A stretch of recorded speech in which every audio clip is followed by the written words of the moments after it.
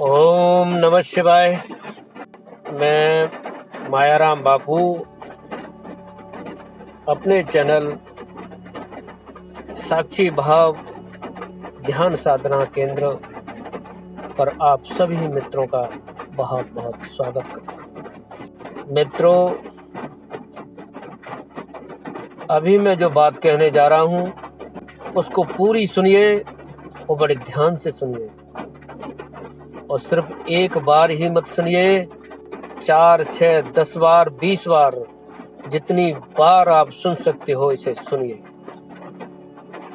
इसे पूरी सुनने के बाद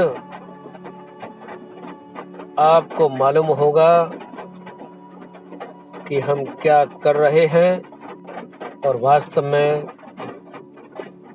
हम जो सुख चाहते हैं, जो सफलता चाहते हैं, उसके लिए हमें क्या करना चाहिए।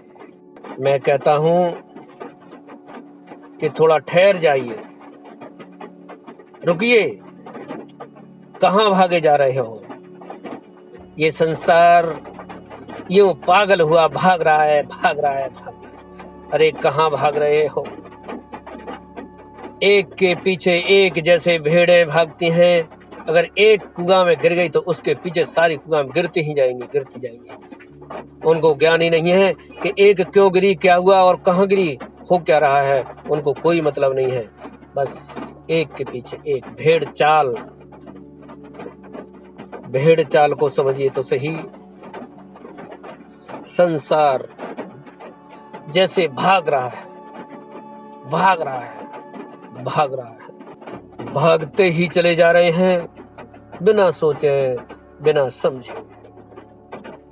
उनको ये भी नहीं पता है कि हम क्यों भाग रहे हैं और कहां भाग रहे हैं। जिस मंजिल पर, जिस रास्ते पर हम भागते जा रहे हैं, वो कहां पर जाकर के खत्म होता है। जहां खत्म होता है उसके बाद क्या है? संसार भागते भागते भागते भागते एक ऐसे स्थान पर जाकर के पहुंच जाता है लास्ट में, और वहां पहुंचने के बाद उसके पास कोई भी ऑप्शन नहीं रहता है कि वो पीछे लौट सके। वो पीछे कदम रख नहीं सकता है। उसके बाद उसे आगे ही बढ़ना होगा। या फिर ये समझ लीजिए, इसको यूं कहिए कि लास्ट पॉइंट पर जब वो पहुंच जाएगा तो उसके बाद एक शक्ति, एक परम शक्ति, चाहे उसे ईश्वर कहिए, चाहे उसे प्रकृति कहिए, और चाहे उसे काल कहिए, वो शक्ति उसे वहां से पीछे लौटने का कोई अवसर नहीं देती है। उसके बाद उसको एक ऐसी गहरी खाई, एक गहरा अंधकारमय झील, समुद्र जिसका कोई पार नहीं है, अथाह जिसकी कोई था नहीं है, एक गहरा अंधकार जिसमें जाने के बाद कुछ नहीं पता है कि तुम कहां जाओगे, तुम्हारा क्या होगा। उस गहरी खाई में उस पावर और शक्ति के द्वारा तुम्हें धकेल दिया जाएगा।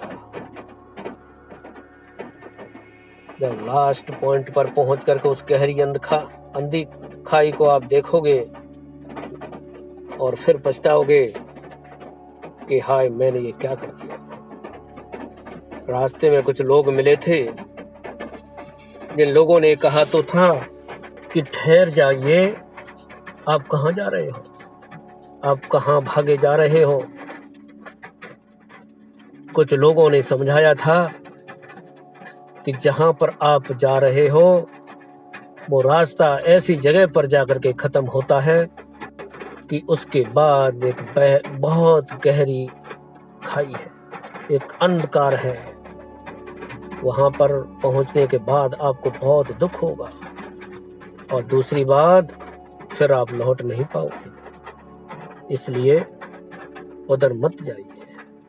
लेकिन उस समय उन लोगों का मजाक उड़ाया गया। क्यों? क्योंकि भागने वाले लोग अपने आप को बहुत बड़ा बुद्धिजीवी मानते हैं। भागने वाले लोग अपने आप को बहुत ज़्यादा शक्तिशाली मानते हैं और उनकी संख्या भी बहुत ज़्यादा अधिक है। वो सोचते हैं कि ये आदमी तो मूर्ख है, ये थोड़े से लोग और इनको इतना ज़्यादा ज्ञान भी नहीं है, ये लोग हमें क्या समझाएंगे, हमें इनकी बात क्या सुननी है, हमें इनकी बात सुननी नहीं चाहिए, समझनी नहीं चाहिए, इन पर ध्यान भी नहीं देना चाहिए, ये तो मूर्ख है। सब लोग जा रहे हैं, उधर ही चलना चाहिए, चलिए उधर चलते हैं। उनकी बात नहीं सुनते हैं। कुछ लोग उनकी बातों का गौर करते हैं और उनके साथ हो जाते हैं, उनकी बात सुनते हैं और वो जो कहते हैं उस रास्ते पर चलते हैं और अपने आप को उस गहरी खाई, गहरे अंधकार, एक कभी न खत्म होने वाले दुख से अपने आप को बचा लेते हैं। लेकिन जो लोग नहीं मानते हैं वो चले जाते हैं और आखिरकार अपना विनाश कर लेते हैं। दोस्तों, संसार में भागते भागते, मन और इंद्रियों के पीछे भागते भागते, जब आपका शरीर नष्ट होने को होगा, जब ये शरीर बिल्कुल कमजोर पड़ जाएगा, आप न खा पाओगे, न देख पाओगे, न सुन पाओगे, न सूंघ पाओगे, न चल पाओगे, न फिर पाओगे, आप उठ करके एक पानी का गिलास भी नहीं ले पाओगे। जब मौत आपके सामने खड़ी होगी और पूरी जिंदगी जो आपने इंद्रियों के पीछे भाग भाग करके जो अनंत प्रकार के पाप कर्म अपने मन और बुद्धि, अपने चित्त पर इकट्ठे कर लिए हैं, उनके संस्कार आपको जीने नहीं देंगे, क्योंकि आप इस संसार को सत्य मानते हो। आपके अंदर अहंकार है, लोभ है, क्रोध है, राग है, द्वेष है, ईर्ष्या है, वैमनस्य है। ये सारी चीजें आपको अनंत प्रकार के दुख उस समय भी देंगी, लेकिन आप कुछ कर नहीं पाओगे। और फिर उसके बाद तो आप उस काम को भी करने लायक नहीं रहोगे जिस काम को करने से इन सब चीजों से छुटकारा पा सकते हो। जो आनंद आपके ही अंदर विराजमान है, जिस सुख के लिए, जिस शांति के लिए, जिस आनंद के लिए आप इंद्रियों के पीछे भागते रहे और सुख खोजने की कोशिश करते रहे, उस सुख का तालाब, उस सुख का गहरा दरिया, समुद्र, जो कभी भी न समाप्त होने वाला परमानंद आपके ही अंदर विराजमान था, उसको आप जान नहीं पाए। उसके बाद पछताने के अलावा और आपके पास कुछ नहीं बचेगा। इसलिए समय रहते ठहरिए, रुकिए, थोड़ा विचार कीजिए और अंधी दौड़ मत लगाइए, पागल कुत्ते की तरह से मत भागिए। जैसे पागल कुत्ते को कुछ पता नहीं है कि उसे कहाँ जाना है, क्या करना है, वो भागता है। इसी प्रकार से प्रत्येक व्यक्ति भाग रहा है। मैं देखता हूं कि जो लोग नौकरी करने जाते हैं, सर्विस में जाते हैं, वीकेंड को उनकी छुट्टी होती है। वो छुट्टी, वो रेस्ट, वो हॉलिडे कंपनी के द्वारा उनको इसलिए दिया जाता है कि वो 5 दिन या 6 दिन काम करेंगे, दिमाग पर स्ट्रेस लेंगे, टेंशन लेते हैं, तो 1 या 2 दिन उनको रेस्ट चाहिए। रेस्ट का मतलब है कि कुछ भी नहीं करना, शांत हो जाना, घर में रहो, विश्राम करो। विश्राम मीन्स कुछ भी न करना। जब हम नींद में जाते हैं जब बहुत थक जाते हैं तो नींद में जाते हैं। क्यों जाते हैं नींद में? क्योंकि थक जाते हैं, और नींद में जाकर के क्या करते हैं? विश्राम करते हैं। शांति मिलती है हमें, क्योंकि उस समय हम कुछ भी नहीं कर रहे होते हैं। जब कुछ भी नहीं करते हम शरीर से और मन से और इंद्रियों से, तो हमें विश्राम मिलता है, शांति मिलती है। हम अपने नजदीक पहुंचते हैं। जैसे ही हम थोड़ा सा अपने नजदीक पहुंचते हैं, जैसे ही हम थोड़ी सी शून्य अवस्था को प्राप्त होते हैं, जैसे ही थोड़ा सा हमें रेस्ट मिलता है, तो हमारे शरीर में, हमारे मन में, हमारी बुद्धि में एक शक्ति का संचार होता है, एक शक्ति मिलती है, और उस शक्ति से हम फिर वही सांसारिक कार्य करते हैं और पहुंचना तो चाहते हैं अपने लक्ष्य की तरफ, लेकिन हमें ये पता ही नहीं है कि हमारा लक्ष्य क्या है, हमें जाना कहाँ है, हमें चाहिए क्या। हम तो अंधी दौड़ लगाए जा रहे हैं।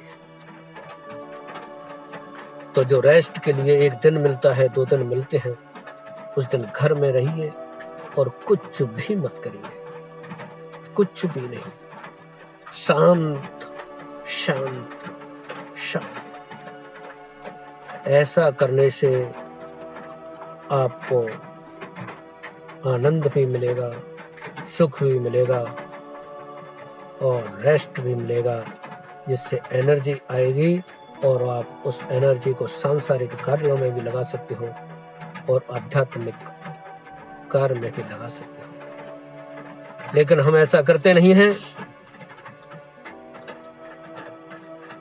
3 दिन पहले ही प्लानिंग बना ली जाती है कि वीकेंड पर क्या किया जाएगा, यहाँ भागना है, वहां भागना है, ये खाना है, वो खाना है, पागल कुत्तों की तरह भागना है और अपने आप को और अधिक कष्ट देना है। जितना काम तो हम वर्किंग डे में भी नहीं कर रहे थे, उससे ज्यादा कार्य हम हॉलीडे में कर डालते हैं और अपने आप को और ज्यादा थका देते हैं। मिलता क्या है?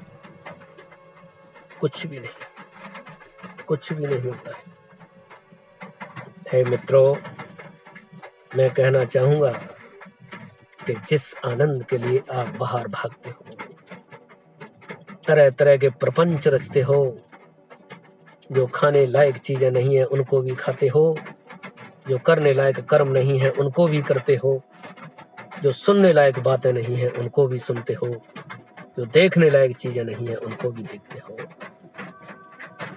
इससे अनंत प्रकार के पाप इकट्ठे करते हो, जिसकी वजह से मिलता है दुख। जीवन में अनंत प्रकार के दुख आते हैं।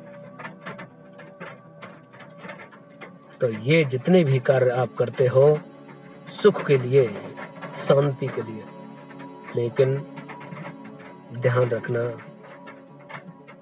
कि जिस प्रकार से अग्नि को बुझाने के लिए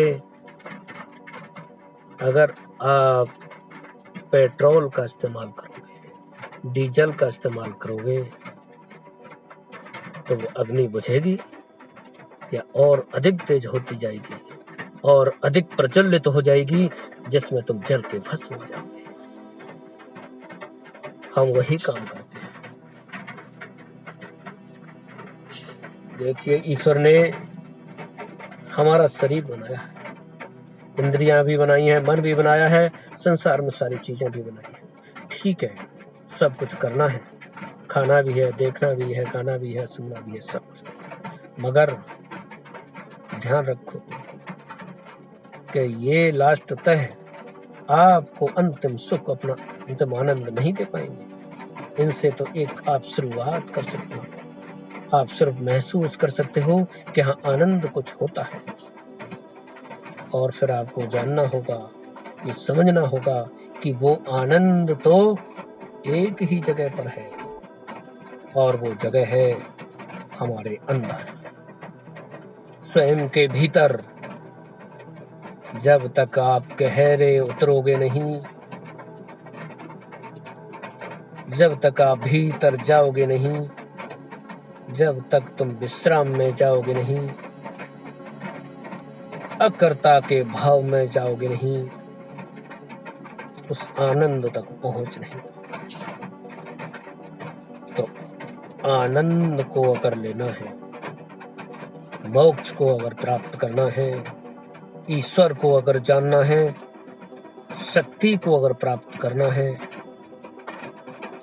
उस परमानंद में अगर उतरना है कि जहां पे पहुंचने के बाद वो परमानंद कभी नष्ट नहीं होता। इस संसार में जितनी भी चीजों से आप संसार आनंद प्राप्त करते हो, उससे हजारों लाखों गुना वो परमानंद आपके अंदर, जब आप भीतर उतरते हो, जब आप गहरे उतरोगे, जब संसार से विरक्त मन को हटा करके, तो उस गहरे सागर में गोता लगाओगे। वहां पर जब पहुंचोगे तो आप जानोगे कि संसार में जहां पर मैं भटक रहा था वो तो कुछ भी नहीं है। वो तो मात्र ऐसे है जैसे एक गहरे प्यासे इंसान के लिए एक ओस की बूंद, ओस की बूंद को चाटने से उसकी प्यास नहीं बुझ रही थी। उसी तरह से बाहर की चीजें थी और अंदर है एक गहरा तालाब, एक स्वच्छ जल का भरा हुआ तालाब। तो हे दोस्तों, मैं कहता हूं कि थोड़ा ठहरिए, रुकिए, अंधी दौड़ मत लगाइए।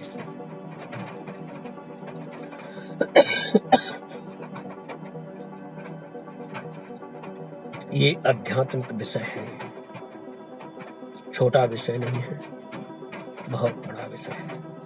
इसलिए मैं कहता हूं कि लगातार जुड़े रहिए, जानिए, सीखिए और करिए, और उस परमा आनंद तक पहुंचने की कोशिश कीजिए। पहुंचेंगे जरूर, अगर करेंगे तो पहुंचेंगे, नहीं करेंगे तो कभी नहीं पहुंचेंगे। ओम नमः शिवाय।